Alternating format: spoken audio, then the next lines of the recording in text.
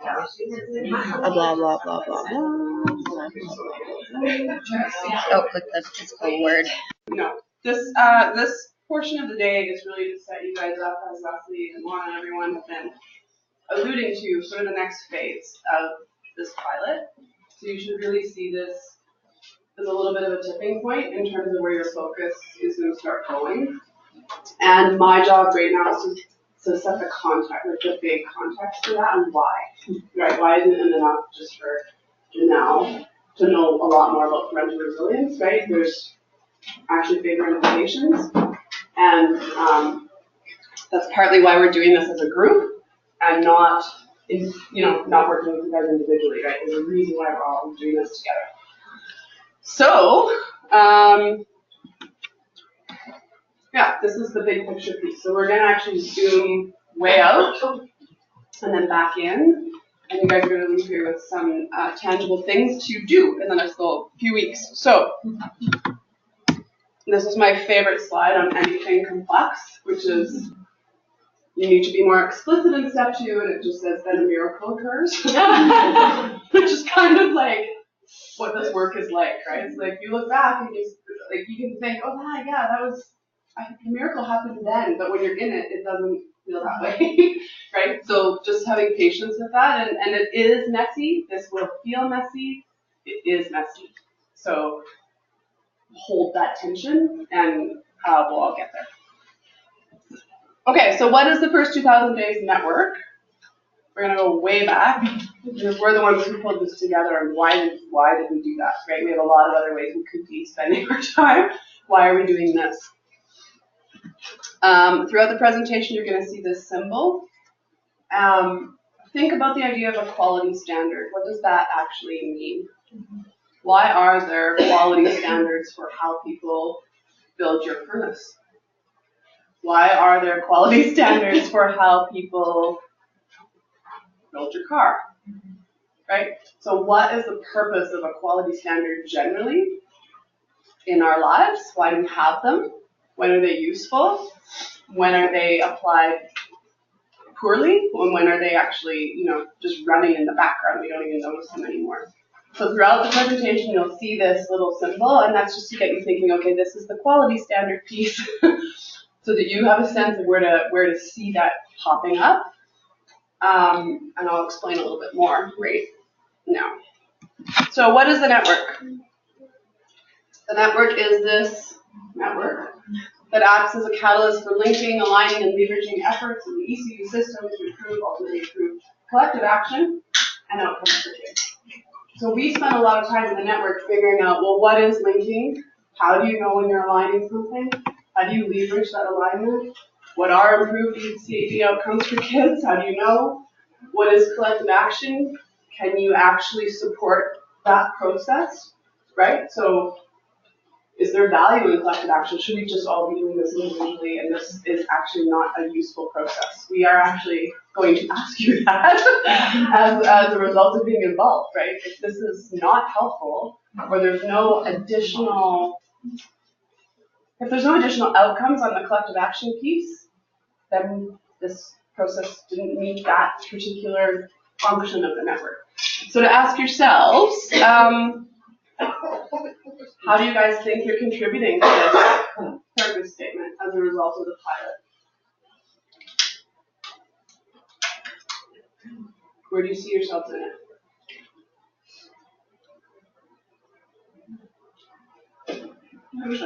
Sure. I would say in the passing of the knowledge to create that level field of knowledge so that we're all working from similar thinking, hopefully, in going through this process, right? I think being part of this, it helps each one of us has our own networks and sub-networks that we can trickle this all the way through places that the first 2,000 years network may never get to. Yay! Right, and so, exactly. Anyone else? Breaking down silos. Breaking down silos? Everybody's doing their work, but it's nice to come into a room and really understand what everybody here is doing and what their contributions to urban health So what are our individual contributions? But then again, how do you take a common understanding of a thing, of whatever that is, to actually guide alignment into other areas of work or other places, right? So the network actually does rely on a network model. You guys are all essentially nodes in a network, and you all have your own nodes in your own networks. And what we're doing here is try and actually maximize it's called contagion for those nerds in the room, the contagion of what this network's doing in your own networks. Using something, though, that has a quality standard associated with it. So you won't know what to align unless you have that common understanding of a thing to align with, right? So that's what we're doing. So this is a very fancy way of saying that same statement. This is the network's theory of change. So if you were doing logic models, this is like, this is, it should actually be in a circle. We're going to change it. But, and you'll see a little pink thing up there. On top of everything we do in the network, there's a common quality standards that we're using around what improved ECD outcomes are. What are improved outcomes for children and families? And how do you get there? So to drive that down amongst groups like this is actually part of our testing. We're testing the network's theory of change, right? You all have your own logic models and theories of change around what you do every day and how that impacts people and why it's valuable. This is ours. That's probably enough on that.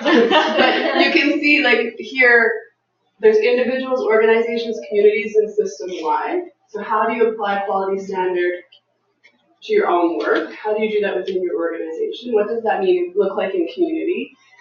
What we learn from those things, does that tell us something about what needs to change in the system?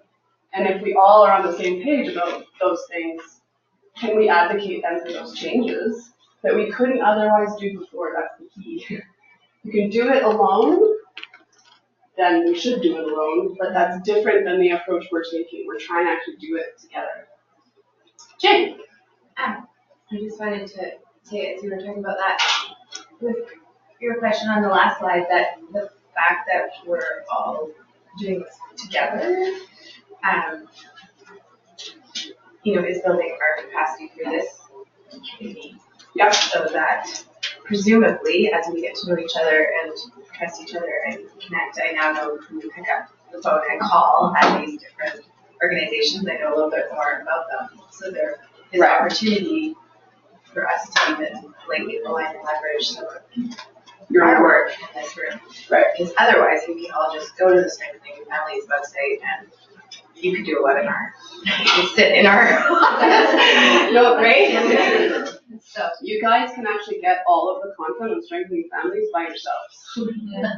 It's surprise. Everybody gets up there. Yeah. Like it's free.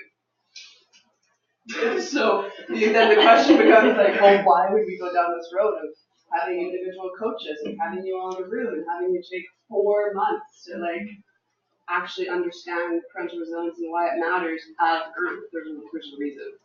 I think that goes to where it says we are a catalyst, because a catalyst will go in, enhance an environment, and leave, and the catalyst is still the same. So if you have a quality standard measure that goes in, changes enhances the environment it's in, and then leaves and lets that environment enhance on its own after that, that's exactly what we're doing in the network. We're trying to be that catalyst that's just enough of an agitation that will say, make you reflective on what you're doing, but when we leave, you have a different practice and you no longer have a need for that catalyst to be there because you've taken it on. So, I just have to get it out to. Yeah, and that's actually our definition of capacity building. So lots of people will say that PD days or workshops or when you see a speaker, put on by XYZ is capacity building. We would actually categorically disagree.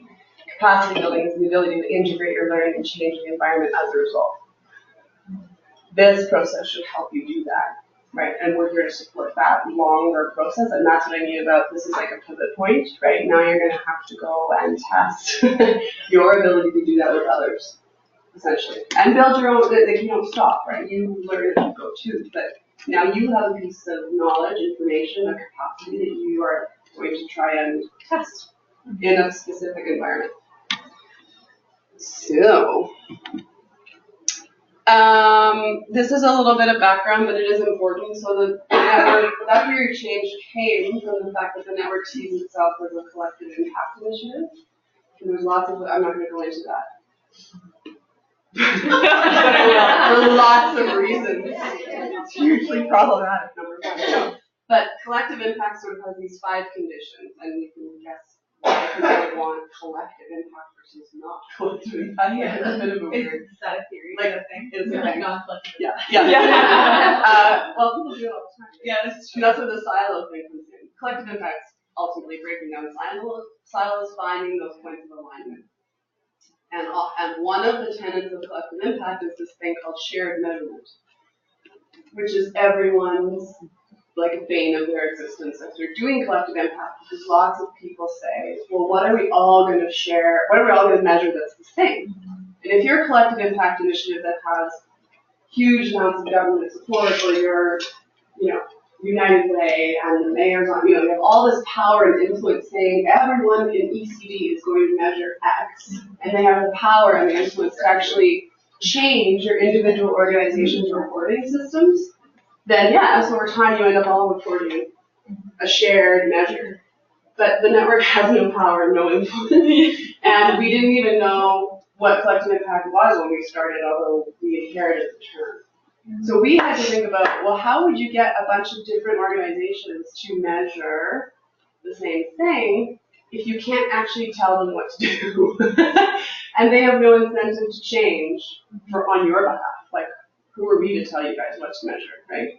So that's actually where Strengthening Families came from. We saw it as an opportunity to say, well, if we build capacity to understand this common thing called Strengthening Families and parental resilience, when organizations learn something about that thing, and they improve it over time, is that not one way of defining shared measurement? It's a shared quality standard for all of us to use and implement at the same time in different ways.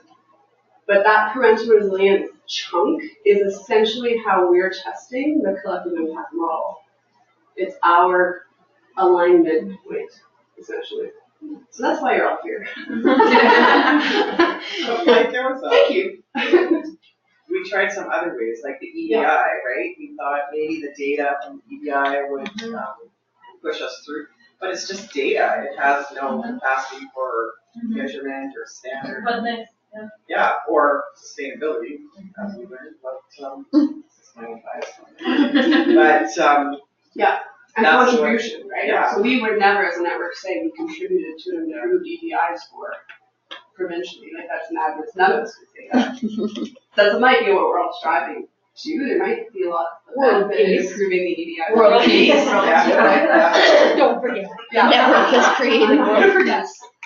But part of it was, what can we actually control as an entity with no money, no power, no influence, no history, nothing?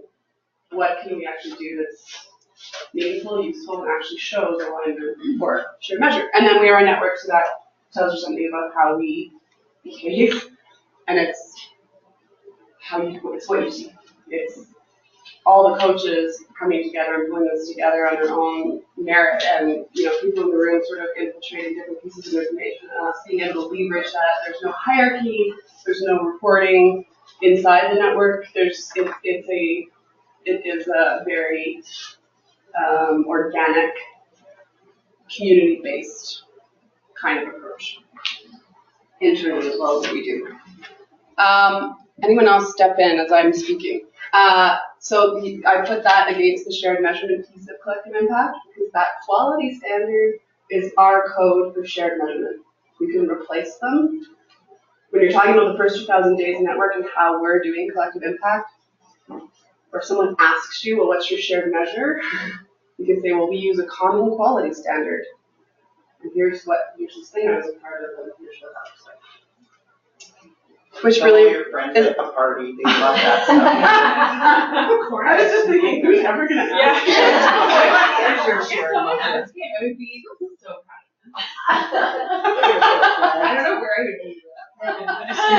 It would be awesome. That's a good point. Okay, so capacity building we talked a little bit about. We also have engagement, and this is our capacity building and engagement spectrum. Don't read all the words. It just starts with share. You have to share something in order to be able to link with someone. If I don't know that James' son also gets told that he shouldn't quit, then we have nothing to link about, right? So now we've shared something, find ways to link with each other. If those linkages, you can then decide, is there actually alignment? Should we both go get some counseling? Together. Or maybe they need to change the levels of Maybe. But then there's this thing called leverage, which we have not yet achieved, but this is an attempt. Engagement activities, so we've engaged you in this activity, that support your ability to leverage your learning to support behavior change, yourself, your organization, your peers, collective action. So what are we learning as a collective that's a pattern across all your organizations, even though there might be specifics that are totally different?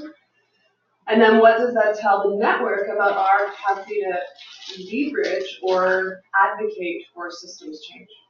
As a result of this, do we have recommendations we want to make to the sector? Do we have recommendations we need to make to licensing?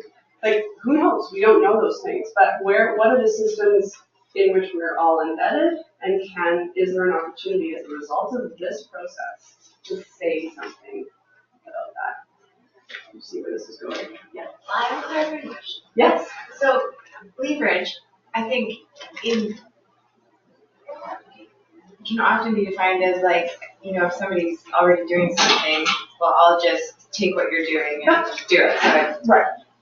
And here, the focus is much more on the learning, leveraging the learning to result in behavior change. Right. After the action. That's a good point. I think is that unique-ish? Not really. Probably. I think it's a both and, right? So if UFC doing something amazing that Karya thinks, oh God, why didn't we think of that? That's a perfect thing. That is leveraging an existing practice somewhere else, right? It's leveraging but it's leveraging learning, right? They actually had the opportunity to learn about what they're doing so that you can decide whether it works for you. But as a collective, can we actually leverage this, even just this process? Because we're going to do this pilot again for another group of agencies in February-ish. So what do we want to leverage even between the pilots, right, as a group, as a network? That's great. All right. Capacity building cycle. This is how we define capacity building. So I was talking before, it's not, it's not information. It's actually figure out your existing situation and your existing capacity. So you can't build capacity unless you know the capacity you've already got. And that's context specific. So capacities are only understood in relation to the challenges they're supposed to address. You cannot understand capacity without that dynamic. So what we're trying to get you guys to do here is say, well, what is the context you're in? What capacities do you have that are working well or not working well already? And then, based on this idea of parental resilience, what capacity could you or should you build? And how can we help you do that? So that assessment needs to happen. Determine those capacities that need to be built. Determine whether developing those capacities had any impact on the situation. The families report that they feel differently about you. Scary question to ask. Do they even know how to answer that question? They might not know, right? But we have to figure that out as a group. How are we actually going to know whether this made a difference? What level can we measure that at? And then, should we go further? What's next, right? And then that loop just continues. It's like this massive feedback process. So where does this all fit in? These are the 4 types of measurement that the network does as a whole. We measure our capacity as a collective impact initiative. Don't worry about it. We do internal network analysis and developmental evaluation. How do we all function? And where is that healthy or where is that toxic? What does that look like? How do we work on that? So we do that. That's the network mapping piece. And then we do this external shared measurement or quality standard piece. And that is the pilot. So that is an image of the strengthening families theory logic model, actually. They have one. Just read it. And so that overarching framework for strengthening families and all the work that's gone into figuring out whether it's a valid way of improving outcomes for families, that research has all been done, right? Other people are using this framework globally. We don't have to reinvent anything. We're just going to see if we can apply that standard to this context in a useful way and have something to say about that. So in the context of the network, which you are now all a part of course, our protective factors, which includes parental resilience, actually drives what we communicate about, what we think are alignment opportunities or mutually reinforcing activities, what we evaluate, what we decide we want to learn about, and then that ongoing capacity building and engagement. And so, spoiler alert, probably some of you might want to mentor the next group of pilot participants, because what you've learned, same as what we talked about earlier, is sometimes it's better to hear it from someone you trust than someone you don't. If someone's gone before you, right, Janelle, like it was better for that parent to tell that other parent what IPP meant, not you. It might be better for you guys to help other agencies figure out parental resilience than coming from us all the time, right? So those are the kind of things we can build on. Boring. But this is where on the There's some nut on the theory of change, if you were going to sort of plot the results of this particular engagement, it would sort of fit in there, right? Stronger relationships, collective active behavior change. So everything we're learning from the strengthening families process is feeding the network's overall sense of what's useful and what's not, and can we change that? Does anyone have any reflections or observations or questions? This is like the context within which you have all come here and what we're doing in the background. Yeah. I have just a question to the group that a lot of this we have talked about. I would like to know whether there's a difference between understanding this before when we first put that out to you, and is it making more sense now? So these are essentially the same slides I presented in March. Different visual, like different graphics, but That's the shared measure part. Yeah. The triangle, and that this pilot is that one commonality for all of us here, and that's how you're measuring that. Right. That's stuff for me to have heard of. Great. That's good. Other stuff. I know it's all theory and other language we're not used to using, but Do you think it has the potential to do what we're saying? Like, what is the belief about, like, are we on the right track? See, I don't think there's a right or a wrong track. There is a track. Yeah. And I mean the fact that you have used a quality standard, it's your shared measurement, that's learning. Mm-hmm. And that's really taking the model and applying it to your context in a way that works for you. Right. I really don't believe there's a right or wrong way. I think there's learning along.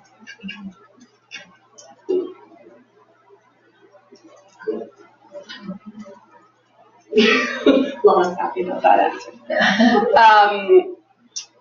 Okay, so, I just sort of, sorry. Leslie, you should tell the ABCs that you came up with. ABCs. It's adaptive learning, behavior change, collective action, and systems change. Just put it in a cool word. So that's The our ABCs of collective. So actually, For strengthening families.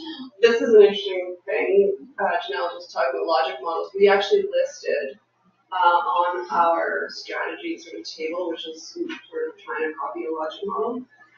Our strategies for meeting our theory of change are actually the same as our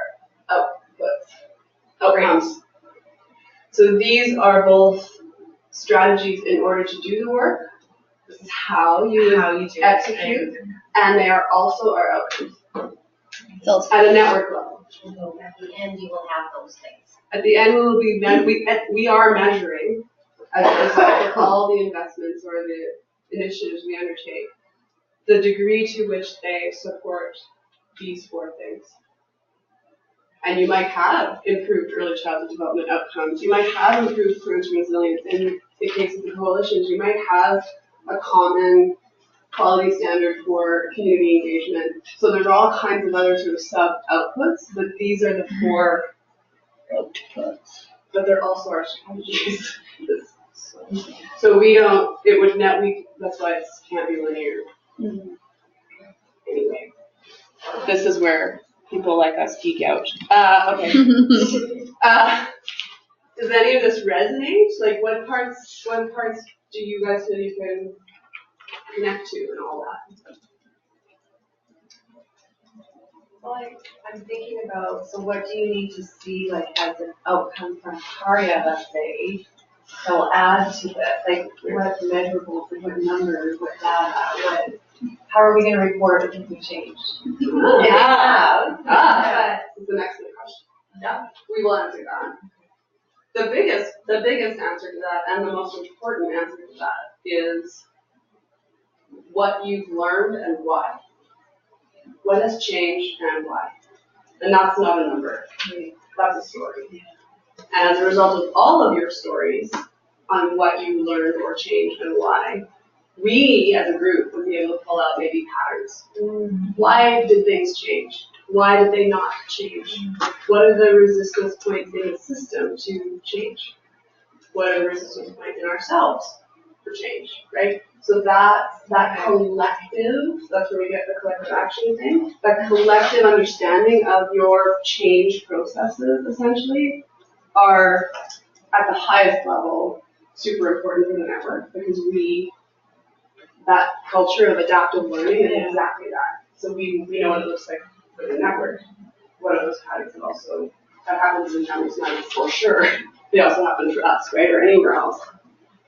And, so it's a two-sided question, and there are tools we have at our disposal through the Center of Study of Social Policy around prevention and resilience. Wrong size the last time. Oh, no worries. More sandwiches. Yeah, great. So keep eating, please. Yeah. Thank you. I'm sorry. No, that's all right. Have a great day. You too. Dinner.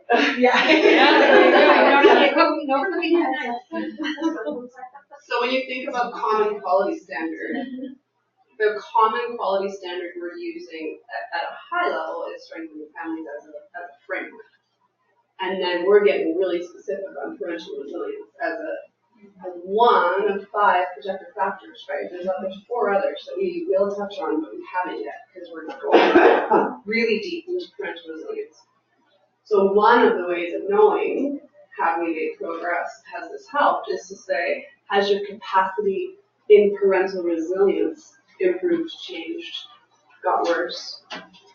Then you should be asking yourself, how do you know that? And now we'll tell you how. And it's not, we want to be really careful. This is not about submitting numbers to somebody to say, check it worked. This is about those higher level processes that enable behavior change and organizational change, essentially. And we have to have something to hold that story together. And parental resilience was chosen for a reason, because it is the entry point and the launching pad for child well-being. which is ultimately our outcome.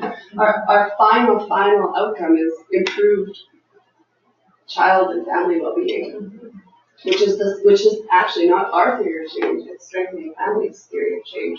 So you can see how we're piggybacking these different theories about what works on top of each other and scaffolding them. So we'll get into a little bit more detail on what are indicators, essentially, of quality parental family. Yeah. And to your question in that comment, Yeah. made me think,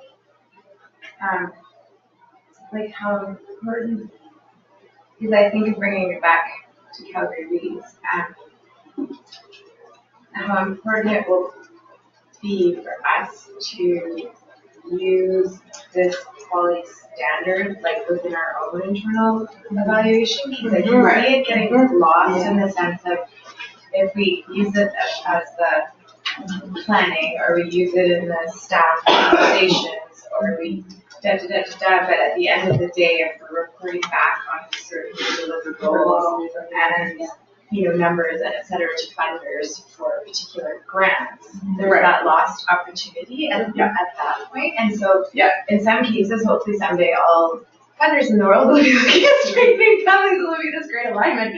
But if that alignment isn't there, then like as an organization, right, like how are we going to say it doesn't matter and use that as a quality standard in terms of that evaluation component that then ties into what we're actually. And I think that's a good thing to think about. It is a good thing to think about, and it might be that as a result of us doing this collectively, we have a greater voice with funders as a collective to say, okay, all your funders and all your funders and all your funders, come here about the outcomes of this process and why we think these specific indicators are actually ones that need to get embedded more fully. And the network can do that on this group's behalf. That does not have to be an individual organization out advocating by yourselves to funders, because then actually we're doing the same thing, just backwards. Right? So that's an example of what a systems change could look like. We could actually be advocating for collective reporting changes at the funder level, based on what everything we've just said, that there's a quality standard, that it's backed up, that this is what it takes to actually build capacity on this thing, this is the kind of help we need from you, this is the change we see in parents, we're already measuring parental resilience, can we share that with you guys? Right? But here's what we're measuring outside of any existing requirement. Has one of the funders changed some of their language around that? Has somebody thought of that? United Way? Yeah. Watch where the kids are. So we've already had success as a network in influencing conversations at the funder level around how would they know if their investment in kids, in this case, is actually attached to a broader framework that is research-based and all the rest of it, but is also broad enough, again, for everyone to see themselves in it, because specific indicators, some indicators on parental resilience will really fit for you guys, but it won't fit for CPE. And that's okay. But as long as there's a broader story they're all feeding into parental resilience generally, and what we can do and what you can do should be different. So trying to even help funders understand that. It's all parental resilience, but here's how you know if people are doing it or not. And they should be able to decide. That's me. That was my saying that. Okay, so we had a break scheduled, but do you want to just keep hammering through? You just said, yeah. I'd like to have that 2:15 thing. Yeah, that's okay. I don't think it'll take. Oh, wait a minute. No, let me keep going. Yeah. Sorry, Alina. Yeah. Okay. Okay. So that was the big Zoom. This is like the next level Zoom. Yeah, and go if you need to. Sorry. You can't see. So this is a map of the whole pilot process. So you are now at session 5, right here in the middle. So we have done, this is all our internal work, but this is essentially our work plan. So you've done 2 half-days, 3 half-days, and a full day, and then you've had your summer survey and everything, right? That's all been to just build this community and get us ready for this next part. So this is the full calendar. We are doing a network night in April where you guys will actually share with the community about the process. So there's that as sort of something we're driving toward. But in order to do that well, we'll have to have something for you guys to share. You're gonna have to have a story to tell to the community about this process, right? And whatever that is your story. That's legitimate. There is that opportunity. And then also we'll we'll essentially be replicating this process starting in February with a new cohort. So there'll be another set of agencies that can go through the process. And Karia and some others have already done the T-1 version of this. So we have, up from last March till today, figured out, what is strengthening families? What does it mean to be coached? What does it mean to work with others in the sector? Trying to figure that piece out. Is it booking meetings fun? What is parental resilience? What does it mean? And what are the 4 big ideas of this whole change framework anyway, right? Where is all this heading? We are heading toward, that's really fuzzy. Sorry. So session 6 is coming up October 19th. So in a month from now, we'll have our 6th session. You guys are actually going to be exposed to a parent-level communication tool around parental resilience that you can use to help other staff have conversations with parents. So you get some really good tools and a broader sense of strengthening families, like the other 4 factors, because we haven't explicitly brought those in too deeply. And then you'll see it says integration. This is where you're going to have basically a prototyping period. You guys are going to test what you know inside your own organization against where you think there's opportunity for improvement. So you will decide, I think there's opportunity for improvement here and here. We're going to try this. Our coaches are there to help you through that. You're going to then have to report back on how that's going or how it went, right? And then you're going to get a sense of that implementation piece. So don't worry about that. It's just a quick thing to say. Like, there's a whole other iteration coming. So the pilot should help all of you, as well as the network, understand those ABCs: collective action, adaptive learning, capacity building. All those things that the network's paying attention to are also things that you want to pay attention to in your own organization. All right. I think now, this is what we want to avoid. I love this quote. Which is like standard application normally of like, here's the latest best practice in X. Just apply it and don't worry that it doesn't work. Just do it anyway. Yeah. Like, that's actually not the idea. The idea is actually to be able to say, we tried it and here's why it didn't work. And we're okay because we know why. It's not just this blanket, heading off into the woods with no compass, right? And that's what the coaches are here to support. And here's the big question. How will you know if you've improved your and your agency's parental resilience capacity?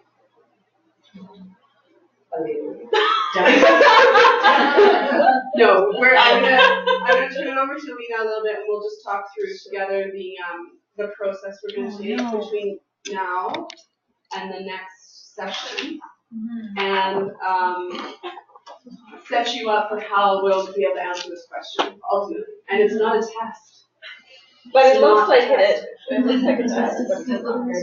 Okay, and I think this is actually a good point to mention the story, Lena, before we jump in. When we piloted this idea, when was that? A year ago? 2 years ago? We did this portion way earlier in the process, what you're about to get.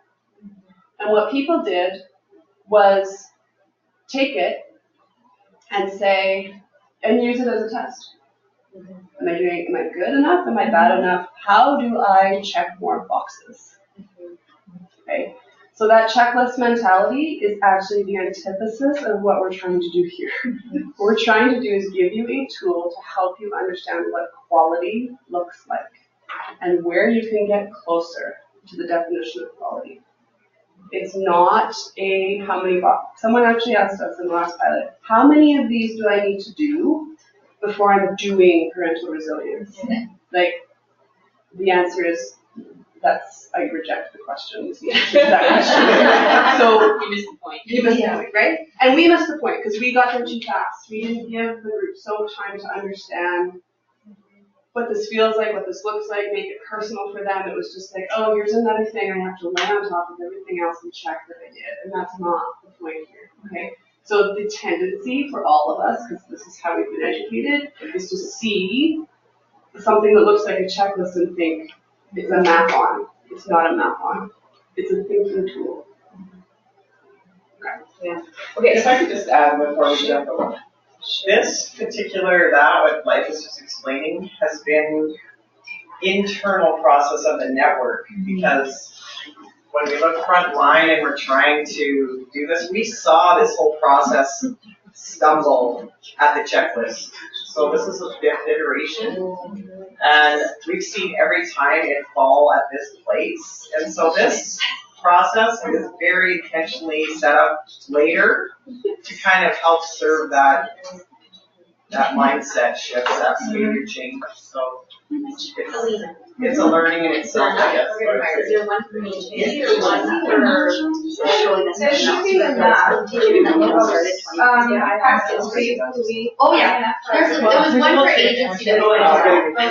But there's one for agency. And don't worry, you're not filling it out now.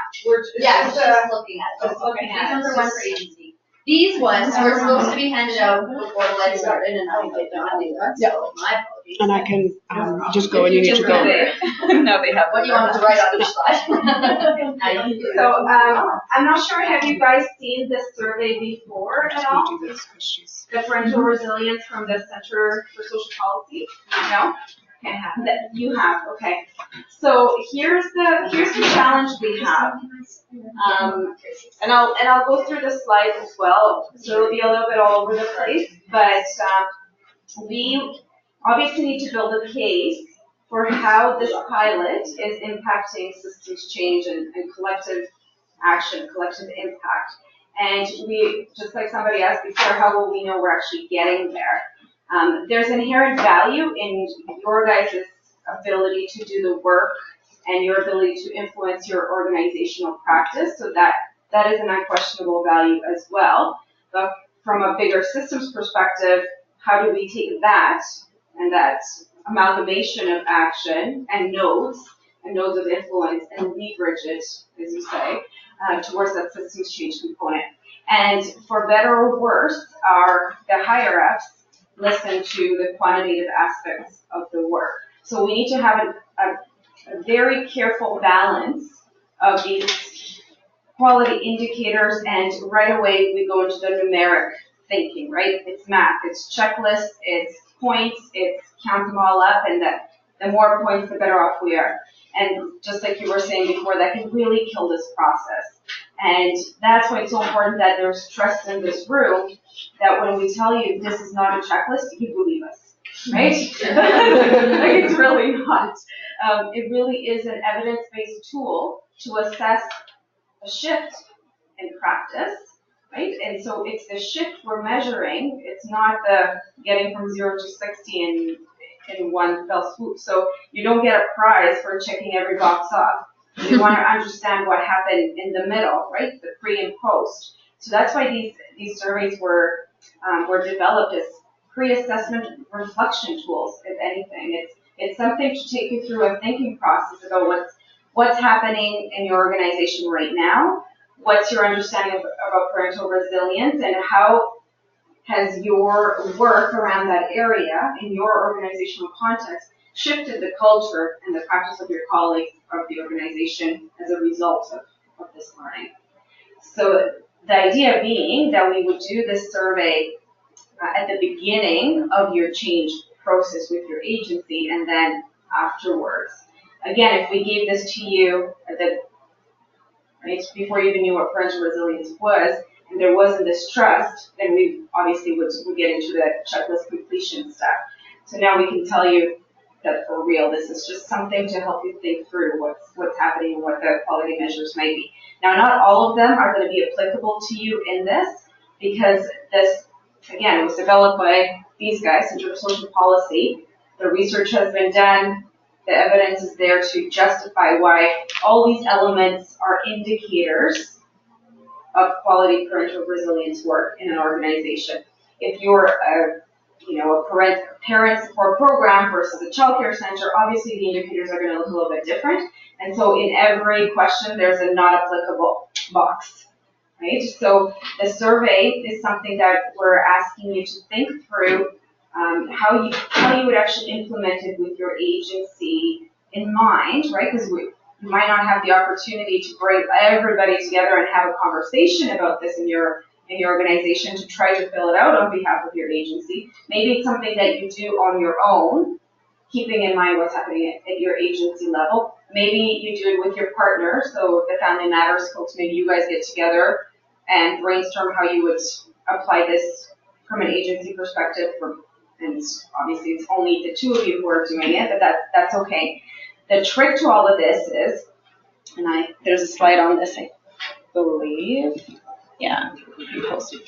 Because we're trying to get a sense of where we are here and here, if you significantly change the how, then the comparability is going to get impacted. So for instance, if you're filling this out on behalf of your personal perspective on parental resilience, this is just what,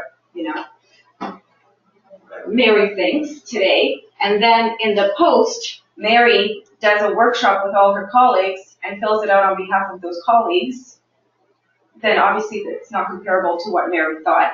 So whatever you choose to do, and we leave it to your expertise to figure out what is going to be a most doable and realistic and most contextually appropriate for your organization. It's important for you to think through that this is not just going to be what you do today. You're going to be doing the same thing again at the end to see what the change has been. And then the exciting part will be, well, why did, or how did the way, for example, we incorporate the buffering for children, for stress in children, how did that change, or from X measure to this measure, and why did that happen? What was it that we did? Can we, from a qualitative perspective, put a story to this type of measure? And this is, again, part of the evaluation strategy, is that it's not, this is just one tiny tool, right? There's interviews that are going to be happening with all of you. There's interviews with the coaches. There's me coming here and observing and seeing how the trust formation, the network component is coming together and from the beginning to end. So it's really a tiny component to it, but it's one that is in some ways the trickiest to manage, because it's the one that funders pay attention to. It's the one that links you to evidence-based outcomes in the field, right? So on the one hand, it's great that we trust each other, but so what, right? It's the so what part. If we can't draw a link between this integration work and client outcomes, then what are we doing it for? If all our raison d'etre was to just get to know each other and whatever, then we could do that over beers. Like, we don't have to be here. Right? There's lots of fun ways to build networks. Maybe we should have a beer night. Network nights. So that's the trick, is like, the whole purpose of this theory of change is that by doing this, and by you doing your strategic node work in your positive, what do we call it? Positive deviance work in your networks of influence, we're going to be obviously able to enhance parental resilience to lead us to better child and parent well-being in the long run. But we can't really demonstrate that by just our stories or anecdotal examples. While those, from a collective perspective, we can bring them all together and say, yeah, there's themes, there's something happening here. That's half the story. The other half of the story is to say, yes, and from a quality, an evidence-based quality measure perspective, we see that there's shifts in these indicators at the agency level that corroborate what we're seeing from the anecdotal evidence. And like, what a powerful story that would be when we then jump into how do we influence systems change? What, United Way, Board of Education, whoever. when you're talking to them about parental resilience, it's another flavor of the month, another thing that they have to roll out. What's the incentive for them to put this on when teachers are already burnt out, they've already got a billion initiatives on the way? Why is this one important? And the evidence will need to speak on our behalf in some of those rooms, because all that decision makers get is a briefing note. And that briefing note is going to have pull-out bullets and percentages, and that's where they're going to focus in. And if your story doesn't have that, and it's a bunch of anecdotal stories, as important, as critical as we know those are, is going to be another advocacy group that wants something. So we want to differentiate ourselves by linking to a bigger research body and body of evidence, right? And then showing how that body of evidence is actually applied in a Calgary context to make some measurable change. So that, and then you guys coming in with the actual stories of change on top of that, is going to create these what you call feedback loops, right? That where are those? Right? That create this circle of positivity and positive change that just keeps going and reverberates, and that's this idea of a movement that the network is trying to achieve. Yeah, there's our briefing note, and there's the money part because we need those, right? At the end of the day, imagine what this would look like if it was just ingrained in how organizations did the work, so that it wasn't just the privileged few that were able to be here today for a pilot. Who knows if it'll exist beyond this? So we need to build that sustainable advocacy plan. And so that's the story of the evaluation approach. Is there any questions about that? So what Alina did over the summer, working with Sammy, who lots of you guys know, is actually take there's four different actually questionnaires around parental resilience in the Center for the Study of Social Policy, right? Program-based, education center-based, childcare-based. Because of the diversity of this group, and then we have Winsford, who's like a for-profit sports group, like what are we going to give them? So Alina's team did some amazing work at actually amalgamating the consistent questions and the common questions amongst all four survey types. And we created, I know. You should see the spreadsheet, it's insane. It is insane. And she did it actually for all five current promotive factors. So when we get into other promotive factors, it's already done. So this is a consolidation of all the generalized concepts of parental resilience across types of programs. So this is our own work. This is ours. Like, we are actually pioneering. We talked to Centers for the Study of Social Policy, told them what we were doing. They had a few comments, but this is also going to get fed back to the Center for Study of Social Policy to say, well, here's how we used your tool, and here's why we made these changes, because theirs doesn't have not applicable even. Well, no, you know what? When you come at it, and when you, from our perspective, the value is in all these diverse agencies coming together and finding the commonality in this common, parental resilience concept and language and shared measurement and all that. When you look at the body of the Center for Social Policy on this, they've got these 5 factors, but the questionnaires are completely all over the place, and they're so tailored to whether you're a family play center versus a home visitation program that you lose the value of common language and shared measurement, which is totally, it like destroys it before it gets out of the gate. So we're like, okay, let's blow it up. Let's bring it back together. What's actually in common? We don't need to ask about, whether parents feel welcome in 500 different ways. There's probably something in common across all those 5 that speaks to the evidence body. So that's what we did, is we put them back together. There will be stuff that you'll be like, what is this? How is this relevant to me? And it might not be, right? And that's why not applicable is there. And there are a couple of those for, especially from home visitation and daycare centers, that might be weird for you. And that's okay. But at the end of the day, we can look across this diversity of participants and say, these are the ones that have been consistently answered. These are the outliers. We can then, again, give that feedback back to the Center for Social Policy, because it's a real shame to have this amazing research body of evidence and then not leverage it for this type of work. Do you think that they recognize or see what they've created as a quality standard or a shared measurement? That may be the piece, right? That they haven't actually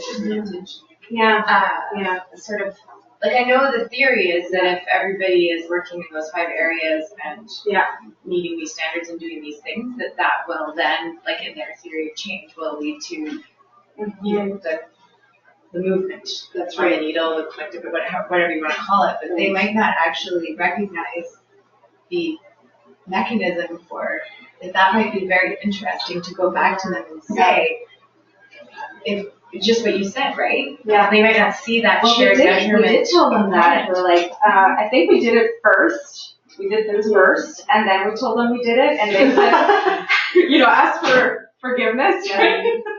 And they're like, you did that. We've known we had to do this for years, and we never got around to it. I was like, well, interestingly, you have a whole database and online infrastructure set up for this purpose. Yes. So I think it's actually a mismatch between trying to be so responsive to the unique needs of each type of center, and we need one, right? And we get this all the time. Like, well, we need an assessment for Indigenous families, and we need one for ethnocultural. I think sometimes that's the way in. Like, I know in terms of like giving books out, right? Yeah. With a lot of the partners, they weren't interested until the books have been translated. So we invested a ton of time and money in translating these books. And they don't use the translation. So now the response is, well, in the end, and it's really like, that's what I said. To show, right? Like to get in the door and so, and in the same way, probably you're right, that you need to first adhere to the uniqueness and diversity within the sector, probably before somebody else can come along and say value. So it's part of the evolution. Yeah, I think it's part of their evolution too. So. Well, and I think they also started out with one, like, they would have started out with one, not 4, but they've lost that history, probably, right, in the course of, because Strengthening Families has been around for at least 2 decades. So, reminding themselves where they came from and what they started with, it's just, I think, just a blown out that. Alina's team did an amazing work, and what you have in front of you is really, like, pioneering in the sense that you're not just using it for yourself, we are going to actually use it collectively to see. And we want your feedback on it. Yeah. For sure, you're all going to complain about the life. And that's why it says on it, it'll take you 45 to 60 minutes to do it. Like, you need that time aside to do the work on this. So we apologize, but again, it's not a test. It's your self-reflection time, or you need to. So it's not time wasted. It's not just a completion thing. So this one that is a self-assessment that you developed, you said that it's like generally came from many different books. There was 5. Is there any access to these? Yeah, they're all online. On this site. Okay. So Alina has to take. This one's on SurveyMonkey too. So you guys can do it on SurveyMonkey. So I'll walk you through the actual process we're going to take. Alina has to take a phone call, but I'll. Okay. Oh yeah, sure. I need this is my last Well, it's so one per you'll get the agency. link today. Okay. We only printed one per agency for those. And we only did one today because they're actually going to partner with your colleague right now and have some time to look at it together. Okay. And then, so let's just jump into process, right? Because we're starting to go there. I'm sorry guys, I have a phone call that I'm gonna take in my car. So. Actually. Yeah, I'm guessing you'll be done. Can I just make a comment? So for people that have been here before, and you did this on that tool called Mosaic, we're not doing that. This is what we're doing. I got that. Everybody understands that. Okay. I wasn't sure whether you're doing it right now. Well, we're not doing it in that system anymore. We designed our own system now, basically, and it's going to be through SurveyMonkey. So Blythe is going to walk us through that. But just for the people that were here before. before. It's a little different. When we got to that point of, going and looking at Mosaic, it was all online and it was 5 different surveys. We're not doing that anymore. So we combined it so that we've got commonality right across all of the things. So that's adaptive learning, right? Yes. Okay. Here's the provenance of the survey. Okay. This is the Center for Study of Social Policy's website. This is where we said you can go in and do this by yourself. If you want to go in tomorrow and fill out the self-assessment for center-based early care and education, you can. But what we did is we took all 4 of them, assessed them for commonalities, pulled out the questions that wouldn't apply to Winsport or to anybody, and made one consistent survey, which is what you're holding in your hand, of parental resilience. There are self-assessments for social emotional competence, for knowledge of ECD, for concrete support in times of need. For all 5 projective factors, there's a self-assessment. It's 4 self-assessments for each factor, right? There's four self-assessments. Yeah. There's 4 different kinds of self-assessment for each of the 5 factors. Okay. I know. In here. Yeah. You can go there, go for it. We collapsed them to one parental resilience self-assessment survey against one projected factor. So that's what you've got. So You're welcome. You're welcome. Thank you, Lana. I did so much. Let's just be clear where our capacity is. Our contribution to that was a bit incomplete. No. These ladies are like, no checklist. No, it'll ruin it. But here we go. No, it was just that we learned a lot last time that when we start presenting people with these kinds of checklists, it's an instant, it's not even conscious. It's just like, oh, I have to meet this, right? So, and all of these, again, are evidence-based research. It's not like we're not making anything up. We're making the most of what's there for us. So this is the process we're going to go through. You, What is happening? sorry, as we're going back and forth. So this is before, let's just say, this is kind of where we're at now. What is parental resilience? What does it mean for us? How could we assess our current capacity? We go through the content of parental resilience, we go have coaching, we try things, we learn, we adapt. We actually have now a tool to say, where are we at right now? We go through all of this stuff, and after we can say, well, our parental resilience practices that we learned this, and this, that we decided to improve this and this, that we know that this, and this doesn't apply to us. We know what progress looks like. Our goal is to move from a 0 on this particular indicator to a 5. And we get to figure out how we're going to do that. And then we'll take like Alina said, she'll do the data thing. Don't worry. That's all, like after the fact. The most important thing is that you can use this, again, as a quality improvement process. So if you're at a 1 and you don't think that's sufficient, because that indicator sounds pretty good to you, but that would be a really cool thing to get better at, then you guys decide that's the one we're going to work on, and here's how we're going to try to change it. And you can prioritize, right? So everybody is going to have different priorities in those. So you might pick indicator 2 and you guys might pick indicator 4, right? And work on that. You don't need to be looking at all of them all the way through and trying to improve Do it all. everything. Do it all. Yeah. The point is not to improve on all of them. The point is to make an assessment, where are we at today on as many as we can answer. What's our sense of where we're at today? Leave it. Think about, okay, which ones do we want to get better at? And then we'll ask you the same survey in March-ish. And then we'll be able to see from a tool perspective, did you move on those indicators? Yeah. I just want to confirm. Yeah. So, this says as a participant in Strengthening Families. It's like getting our snapshot. I did hear Alina say that if you wanted to have others in your organization do it, Yeah. then we think that's right time whenever go for it? Or? Yeah, good point. So this is the process we need you to take. We need one of these submitted per organization. So you might fill it out yourself, and your colleague might fill it out, like print it out and fill it out yourselves, and then you might get together and meet and see where you're different, and then come to a consensus among yourselves. Well, actually, that's a better indicator of our organization. If organization is too big, Janelle, you're not going to speak for all of CBE. It might just be your. Right. But now, Try it. So this is where we're using a standardized tool in a very customized way.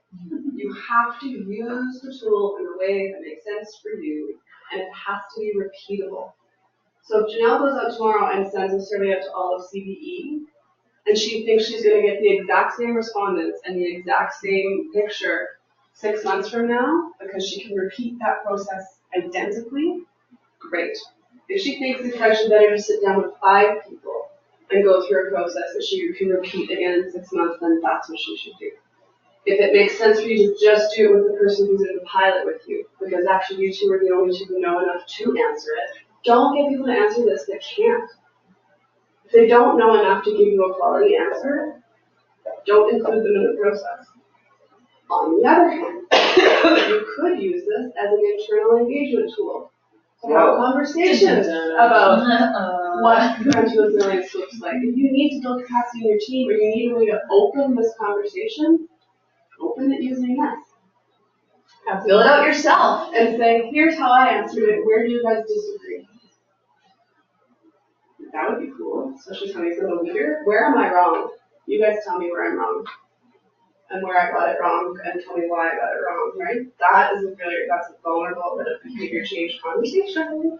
But the point is, for Alina and her team to be able to, for us to be able to stand behind this whole thing, whatever you do tomorrow, essentially, or in the next week, you need to be able to do that again with the same people. I bet things happen, we believe, but, okay? So think about the time commitment. Right? It's going to take each person at least an hour to do this on their own, and then it's probably going to take another couple hours for you guys to discuss it and come up with one response per organization. Think about opportunities to use this as an engagement or education opportunity or training. Think about accuracy. If someone doesn't know enough to answer the question, they shouldn't be asked to answer the question. Think about replicability, right? You'd be able to do this twice. And think about deadline, which is October 12th. So we need the data, we need your initial assessment, your one consolidated initial assessment by October 12th. So you've got 3 weeks. And then we're going to work with it in the background while you guys go through the rest of the process. So it's not about being perfect, it's easier just for lots of them. I don't know. You don't know. That's actually as important as, right? Like us knowing all the indicators where collectively, let's say 8 agencies actually don't know how to answer that question. That's information that we can then share back with you guys and say, what's going on? Why don't we know? Yes. I think, Leslie's our coach, so I think I feel like we need to talk, because this is our 3rd time. I think the questions look different because it's a different format. Yeah. So as it's not a beginning, we are in the process still. Yeah. Right. So I don't know if that changes. Right. That's a good point. We can work through that with you guys. Think about where you're at now, where you might lose. Yeah. Like you're still going to make progress, right? From where we were in the beginning. Totally. Yeah. Now there's still room for us. Yes. Yeah. Or answer it, like you guys might know in some ways more about your colleagues' capacity than they do, because you actually know about parental resilience and they might not. So you two could maybe make an assessment about a broader team's capacity. So you're not talking about your own understanding, but you're talking about that cohort's understanding as a generalization, right? As an assessment. That's all it is. This is where we think we're at, generally.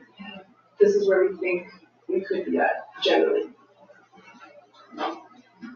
But the process has to be the same at the Yeah. beginning and at the end. Yeah. And there's pros and cons to both of those ways. So Yes. you can, to sit down, the first sort of illustration that you gave was everybody fills it out and come together and create one thing out of it, versus somebody makes an assessment On behalf of on behalf of everyone. Or can you just start initially with the discussion for one and not have you do it before you come? Everybody sees it for the first time together and talks about it for the first time together and fills it out together. So this is what we're going to be using time to do right now, is get with your colleague, look through, well, you don't even have to look through the questions, just what you know about this whole process. Doesn't matter what the questions are. What do you think is the best process that's going to work for you? It has to give you valuable information to work with, right? If everything's filled out as a 5 already, then there's nowhere to move, right? So think about what is it that you guys really want to get out of it in the end, right? How could you use this, and what's actually possible? Do you have 6 staff that have 4 extra hours in your day in the next 3 weeks? If not, you're going to have to find a way to make an assessment as best you can given the constraints. So go ahead, and the coaches, maybe you guys can float and. So it's about an hour to fill it out. It's about an hour. But you have to do some, you're right, I mean, you can't just. Oh, I see, meeting with. Yes, so the conversation obviously needed and really great starts for everyone. So the next steps are essentially,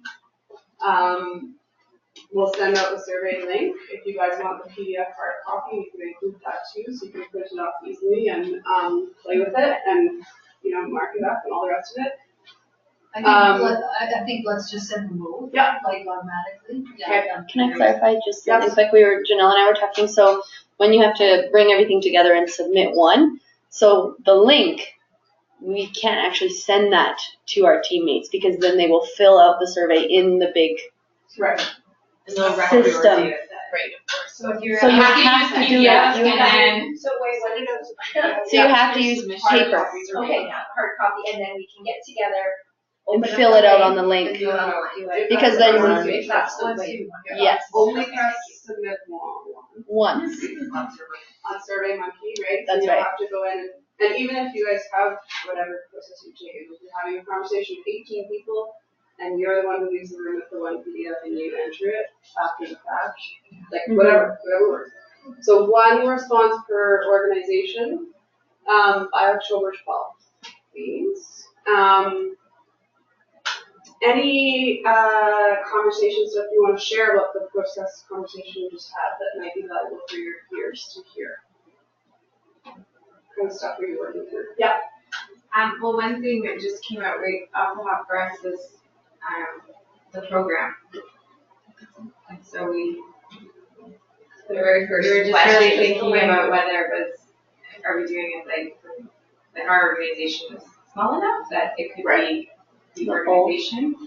And then our organization has lots of different programs in different areas that are connected but loosely. So do we pick one? And so it was just interesting right away. We were like, oh gosh, program versus this program. Right. So yeah. And we'll ask program. We'll ask either you guys or your coaches to submit to us a description of the process you're taking so that we have that on record. So whether it's one program or whether it's like the role of all of them, all of that stuff, let us know what you've done. But yeah, it's an interesting thing to think through. Yeah. And it's individual. Yeah. So, right, you pick what makes the most sense to you and is the most valuable to you. And the reason why that's still valid, Lana was asking a good question. The data has to be valid in and of itself for your organization. That's why the process has to be repeated in your organization. Because then that data set is valid from that perspective, because the process is the same, consistent.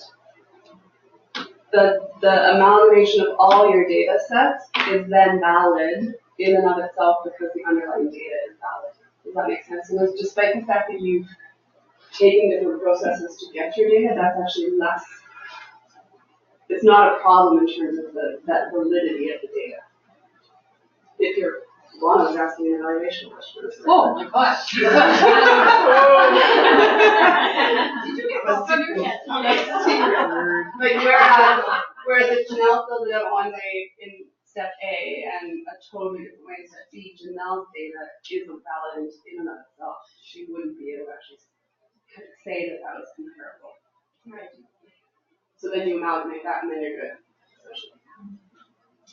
Any other process, fun things you guys, hurdles you guys are talking about? Super excited. Actually, sorry, what is the final assessment then? Or final? The next, when we actually do this. The post. The post? March-ish. March-ish. So you've got, That's kind of like February, April-ish. so you've got, so October we have another session where you're gonna learn another mechanism for doing friendship zones with parents. You're gonna learn more about the strengthening families approach. Then you'll kind of have all the content you would realistically need to go try something. So November, December, January, you are using the self-assessment tool, the conversations you've had around that to guide some decisions about what you want to change. Okay, I get Christmas is in there and all that stuff, but it's a reflection time to actually start the process. It's not, nothing has to be formally finished for our sake.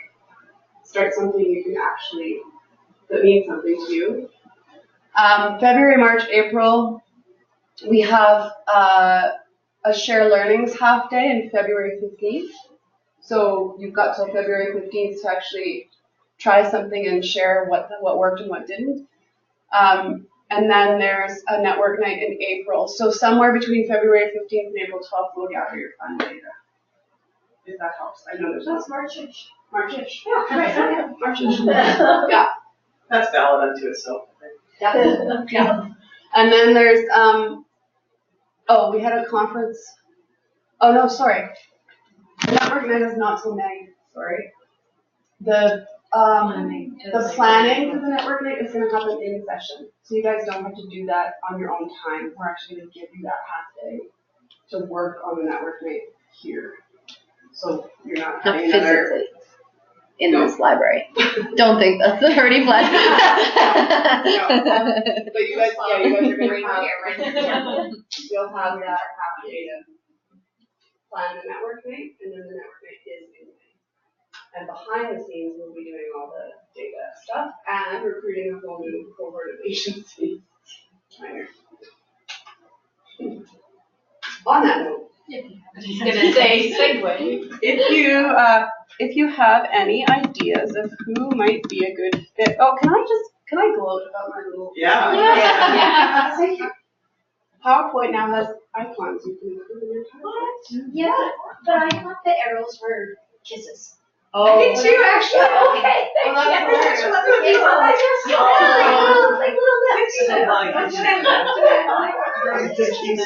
you. Look at what kissing means. Exactly. Families. That's exactly Their feedback.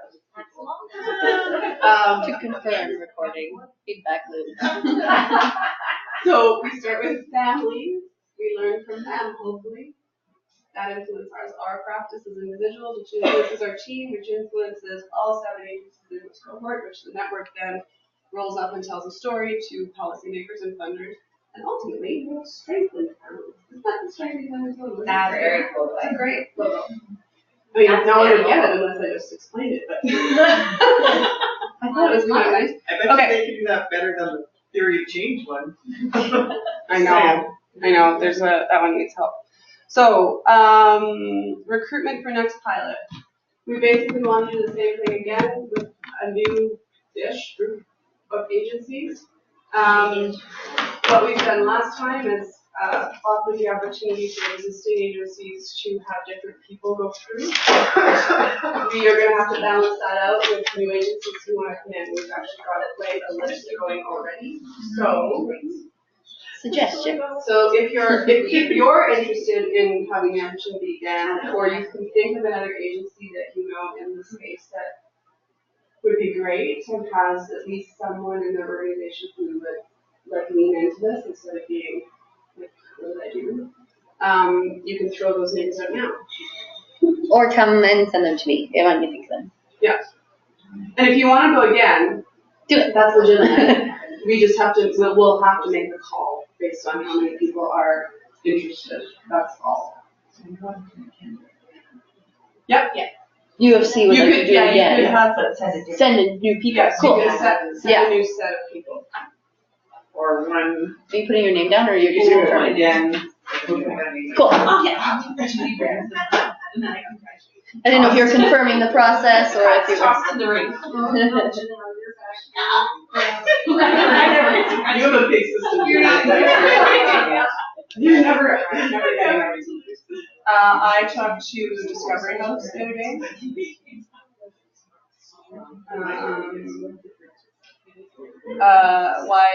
YWCA, Got him. Boys and Girls Club. Got him. I have at some point included children's link, but I don't know if it landed. Oh. I have that list. You Yep. have that one? Okay. Yep. Because their motto is strength. So I thought Aboriginal I was rights. like, They wanted to be part of it. Natiscopy? How do you say it? Natiscopy? Isn't that how you, is that how I pronounce it correctly? Saying it. I have actually a gift of it being said. Oh, wow. It hasn't helped me that much because I'm still afraid to say it. But they're. I know how to spell it. And That's cool. N-I-T-A-P-I. I think too, something we can offer, or something for you guys to think about, especially for books like Karia, or others who've been through this before, is that you'll probably transition hopefully you'll transition to the place where you guys have as much capacity to do this internally as you ever would, right? So if your coaching needs shift from needing to know about the content, from needing to know how to implement, that's actually really important for us to know, because that's actually something we can advocate for from the lending community to support the ongoing implementation, which is much different than, of course, Attending the the initial pilot process, right? And that's a massive change effort, and so that looks different in terms of funding and outcomes and what they do and pay attention to, but we can look at that. So think about that and make sure you tell us what you need, because we won't be able to ask for it. We don't know. For Korea, the upside to restructuring is that we are interested in participating again, because we will be merging with the two departments, the other department will send two people in. We're completely different, they will have not even a starting knowledge yet. So it'll be Cool. All right. We're done. An hour for like, what? Shopping. Any other questions or anything else before we leave? We do have. Evaluation. No, you're not yet. Sorry. Never say you're done. Sorry. One more thing to fill out. So I asked a question, was there any answer there? Any other questions about the process of today or anything still lingering in your head? Anybody? Then I would really like to just can I take a minute just to sort of wrap up the day then? To just thank you all for coming. I know that it's been a challenge to sort of jump back into the swimming pool again after we've all been out in the nice heat, but what a better day to be inside than a cold rainy day like today. So thank you for filling out the evaluations. And I just want to close with just one more little reflection about our Tangled exercise first thing this morning. And some of the learnings and some of the